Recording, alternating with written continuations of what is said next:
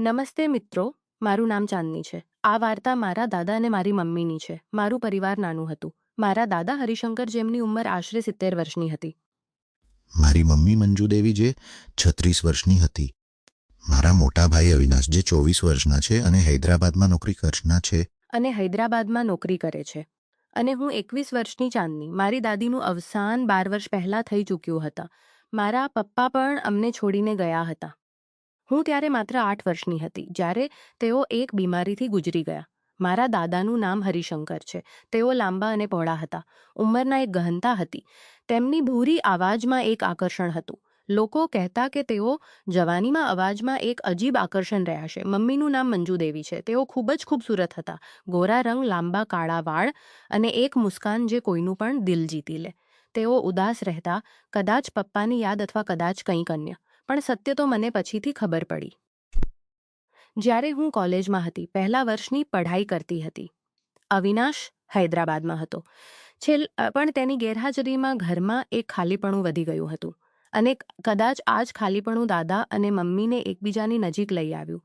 અને કદાચલા વર્ષે માર્ચ મહિનાની વાત છે. ગરમી શરૂ થઈ ચૂકી હતી. હું કોલેજથી થાકીને ઘરે લૌટી હતી. તે દિવસે મારી એક ક્લાસ વહેલી ખતમ થઈ ગઈ હતી અને મેં વિચાર્યું કે ઘરે જઈને થોડો આરામ કરીશ. ઘરનું દરવાજો ખુલ્લું હતું, કારણ કે મમ્મી હંમેશા તેને બંધ રાખતા. મેં મારા જૂતા ઉતાર્યા અને ચૂપચાપ અંદર ચાલી ગઈ. ઘરમાં સન્નાટો હતો.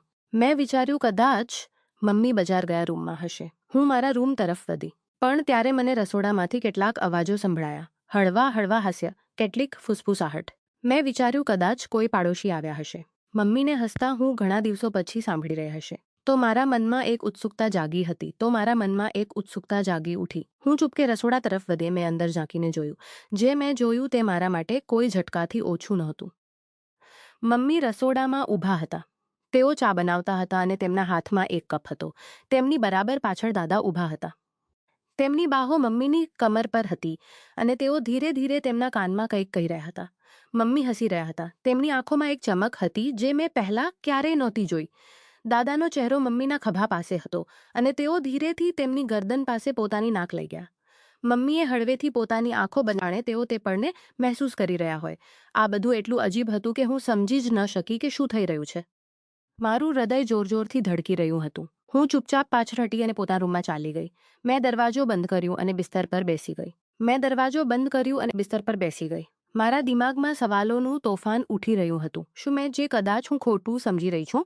કદાચ તેઓ ફક્ત હાસ્યજાક કરી રહી છું. કદાચ તેઓ હાસ્યજાક કરવાનો પ્રયાસ કર્યો. મેં વિચાર્યું કે કદાચ આ એક વારની વાત છે. પણ તેમ છતાં મારા મનમાં એક શંકાનું બીજ પડી ગયું હતું. તે દિવસ પછી મેં દાદા અને મમ્મી પર નજર રાખવાનું શરૂ કર્યું. આગલા કેટલાક દિવસોમાં મેં ગૌરવ કર્યું કે સવારે ઉઠતા, નાસ્તો બનાવતા, દાદાને ચા આપતા. દાદા પોતાના અખબારમાં ખોવાઈ રહેતા અને પોતાના કામમાં લાગી રહેતા. પણ કંઈક તો બદલાયું હતું. દાદાની આંખોમાં એક ચમક હતી જે પહેલાં નહોતી દેખાતી. તેઓ મમ્મી સાથે વાત કરતી વખતે થોડા વધુ મુસ્કુરાતા. મમ્મી પણ પહેલાં કરતાં વધુ ખુશ લાગતા. તેઓ ગુણગુણાતા રહેતા, પોતાના વાળને વારંવાર સંવારતા અને ક્યારેક દાદા તરફ જોઈને હળવેથી મુસ્કુરાઈ દેતા. આ બધી નાની નાની વસ્તુઓ હતી, પણ મારી શંકાને વધુ ઊંડી કરી રહી હતી. એક સાંજે હું પોતાના રૂમમાં બેસીને પુસ્તક વાંચતી હતી. મમ્મીએ કહ્યું હતું કે તેઓ પાડોશમાં કોઈને મળવા જઈ રહ્યા છે અને દાદા પોતાના રૂમમાં હતા.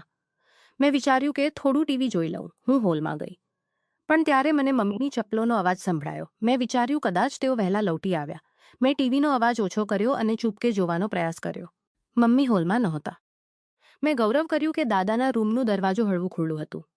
હું ચૂપચાપ ત્યાં સુધી ગઈ. અંદરથી મમ્મીનો ધીમો અવાજ આવ્યો. હરિશંકરજી, કોઈ જોઈ લેશે તો? અવાજ આવ્યો. હરિશંકરજી, કોઈ જોઈ લેશે તો શું સમજશે? દાદાએ હસતા કહ્યું. મંજુ ચાની તિરાડમાંથી ઝાંકી. મમ્મી દાદાની પાસે બેઠા હતા. દાદાનો હાથ મમ્મીના ખભા પર હતો અને તેઓ ધીરે ધીરે તેમના વાળને સહેજ રહ્યા હતા. મમ્મીનો ચહેરો થોડો લાલ હતો અને તેઓ દાદા તરફ જોઈને મુસ્કુરાઈ રહ્યા હતા. પછી દાદાએ ગળું સાફ કરવાનો અવાજ કર્યો. પોતાનો ચહેરો મમ્મીના વધુ નજીક કર્યો અને મમ્મીએ પોતાની આંખો બંધ કરી લીધી. તેમની વચ્ચેનો તે પળ કંઈક એવો હતો જે મારા માટે સમજવો મુશ્કેલ હતો. હું ચૂપચાપ પાછળ હટી ગઈ અને પોતાના રૂમમાં આવી ગઈ. મારું દિમાગ શૂન્ય થઈ ગયું હતું. કેટલાક દિવસો પછી એક રાત્રે હું મોડી સુધી પઢાઈ કરતી હતી. કરીબ 12 વાગ્યા હશે. મેં વિચાર્યું કે પાણી પીને સૂઈ જાઉં. હું પોતાના રૂમમાંથી નીકળી અને કિચન તરફ વધી. ત્યારે મેં જોયું કે દાદા પોતાના રૂમમાંથી નીકળીને મમ્મીના રૂમ તરફ જઈ રહ્યા હતા. તેઓ ચૂપચાપ ચાલી રહ્યા હતા, જાણે કોઈને ખબર ન પડે. મમ્મીનો રૂમ પહેલી માળ પર હતો અને દાદાનો રૂમ નીચે.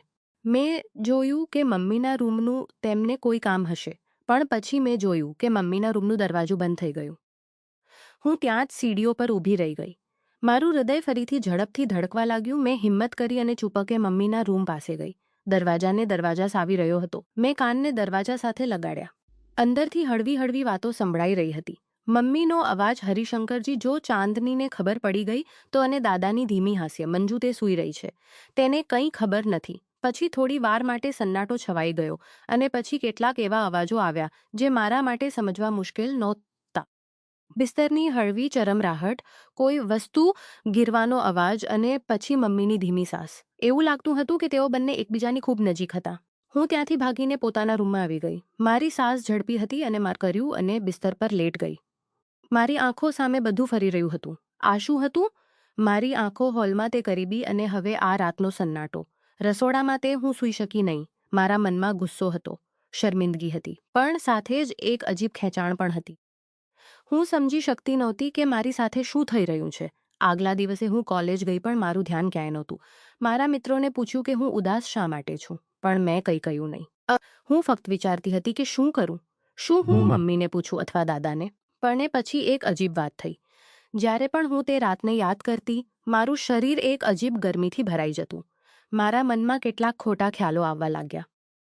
હું વિચારવા લાગી કે શું આવું થવું ખોટું છે? શું પ્રેમ અને કરીબીની જરૂર બધાને નથી હોતી? અને પછી એક ખતરનાક વિચાર મારા દિમાગમાં આવ્યો. શું મને પણ કોઈની જરૂર છે? મેં પોતાના મિત્ર આર્યન તરફ ધ્યાન આપવાનું શરૂ કરતો. તેની આંખોમાં તે જ ચમક હતી જે મેં દાદાની આંખોમાં જોઈ હતી. તે હસતોમાં તે ચમક હતી દાદાની આંખોમાં જોઈ હતી. તે હસતો, મારી સાથે મજાક કરતો અને ક્યારેક મારી નજીક આવવાનો પ્રયાસથી નહોતી. એક દિવસ અમે કોલેજ પછી પાર્કમાં બેઠા હતા. તે મારી પાસે આવ્યો. તેણે મારો હાથ સ્પર્શ કર્યો. તેની આંગળીઓ મારી હથેળી પર હળવેથી ફરી રહી હતી અને મારા શરીરમાં અજીબ કંપન થયું. તેણે ધીરેથી મારા કાનમાં કહ્યું, ચાંદની, તું ખૂબ જ ખૂબસૂરત છે. મેં કંઈ કહ્યું નહીં, ફક્ત તેની આંખો નજીક જવા દીધું. અને પછી મતાનને તેની વધુ જોતી દીધું. તે દિવસ પછી આર્યન અને મારી વચ્ચે કંઈક બદલાઈ ગયું. તે મને મેસેજ કરતો, મોડી રાત સુધી વાતો કરતો. અમે કોલેજ તેણે મને પોતાના ઘરે બોલાવ્યું. તેનો પરિવાર બહાર ગયો હતો. હું ગઈ. અમે તેના રૂમમાં બેઠા હતા. તેણે મારી નજીક આવીને મારા ખભા પર હાથ મૂક્યો. તેની સાસ મારા ચહેરા પાસે હતી. તેણે ધીરેથી મારા ગાલને સ્પર્શ કર્યો અને મેં તેને રોક્યો નહીં. તે પણ કંઈક એવો હતો જે મને ખોટો પણ લાગતો હતો, પણ સાથે જ એક અજીબ સુકૂન પણ આપતો હતો. ધીરે ધીરે હું આર્યન સાથે વધુ વખત વિતાવવા લાગી. અમે કોલેજ પછી ક્યાંક ને ક્યાંક ઘૂમવા જતા. તે મને પોતાના મિત્રોને મળાવતો અને હું તેની દુનિયામાં ખોવાઈ જવા લાગી. પણ મારા મનમાં હંમેશા દાદા અને મમ્મીની વાત ઘૂમતી રહેતી. હું વિચારતી કે જો તેઓ આવું કરી શકે છે તો મારા માટે પણ આ ખોટું નથી. મેં પોતાને સમજાવવાનો પ્રયાસ કર્યો કે આ બધું સામાન્ય છે. પણ ક્યાંક ને ક્યાંક મારા અંદરનો એક ભાગ ચીસો પાડતો હતો કે હું ખોટા રસ્તે જઈ રહી છું. એક રાત્રે હું ઘરે લૌટી. મમ્મી અને દાદા હોલમાં બેઠા હતા. મમ્મી દાદા તેમની તરફ જોઈને મુસ્કુરાઈ રહ્યા હતા. મેં ગૌરવ કર્યું કે મમ્મીની સાડીનો પલ્લો થોડો નીચે સરકી ગયો હતો અને દાદાની નજરો ત્યાં જ ટકી હતી. મમ્મીએ હળવેથી પોતાના વાળને ઠીક કર્યા અને દાદાએ પોતાનો હાથ મમ્મી તરફ લંબાવ્યો. હું ચૂપચાપ પોતાના રૂમમાં ચાલી ગઈ, પણ તે દૃશ્ય મારા દિમાગમાંથી ગયું નહીં. અને પછી એ જ રાત્રે આર્યનનો મેસેજ આવ્યો. તેણે લખ્યું, ચાંદની, તું આજે ખૂબ જ સારી લાગતી હતી. કાશ તું મારી પાસે હોત. મેં જવાબ આપ્યો, કાશ. તે રાત્રે હું આર્યનને મળી અને અમે વધુ નજીક આવી ગયા. પણ જેમ જેમ દિવસો પસાર થતા ગયા તેમ તેમ મને સમજાયું કે હું પણ એ જ રીતે એકલતાને ભરવા માટે ખોટા રસ્તે જઈ રહી છું, જે મારા દાદા અને મમ્મીએ કર્યું હતું. મારા અંદરનો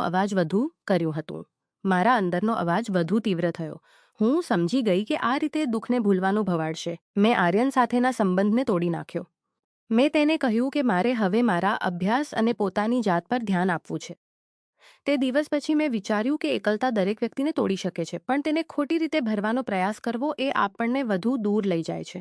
મારા દાદા અને મમ્મીની પસંદગીએ મારા જીવનને અસર કરી, પણ મેં નક્કી કર્યું કે હું આ ચક્રને આગળ નહીં વધવા દઉં. હું મારા અભ્યાસમાં લાગી ગઈ અને ધીરે ધીરે એ સંહાત્કન લાગણીઓને સ્વીકાર્યો કે સાચો આધાર અને સુકૂન લાગણી સ્વીકારીને અને સ્વસ્થ રીતે જીવવાથી મળે છે. આ અનુભવે મને શીખવ્યું કે જીવનના દુઃખ અને ખાલીપણાને સામનો કરવો જોઈએ, તેને ભાગીને અથવા ખોટા સંબંધોમાં શોધીને નહીં.